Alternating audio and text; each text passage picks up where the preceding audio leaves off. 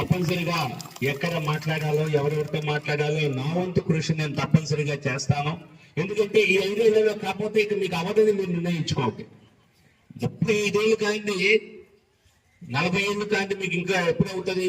ఇప్పటికే పిల్లలు వచ్చారు, మనవాళ్ళు వచ్చారు, ముని మనవాళ్ళు వచ్చారు. ఆరు కార్డులు వీళ్ళ పేరున వాళ్ళ పేరున మారుతా ఉన్నాయి. మీకు కార్డు వస్తుంది తప్పితే చేతికి సమస్య పరిష్కారం అవటం లేదు.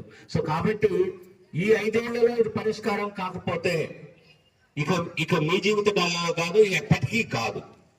సో కాబట్టి ఆ సంకల్పం అంటే గత ప్రభుత్వాలు చేయలేదు, వాళ్ళు తప్పు చేశారు, వీళ్ళు తప్పు చేశారని నిందలు వేయటం కంటే ప్రభుత్వాలు మారినా ఏ ప్రభుత్వం అధికారంలో ఏ పార్టీ అధికారంలో ఉన్నా అది వారి ప్రభుత్వాన్ని నిర్వాసితులుగా మాత్రమే ఒక వేదిక పైకి వస్తే ఖచ్చితంగా ఒక గట్టి వాణిని వినిపించి దీర్ఘకాలిక సమస్య పరిష్కారం చేసే అవకాశం ఉంటుంది.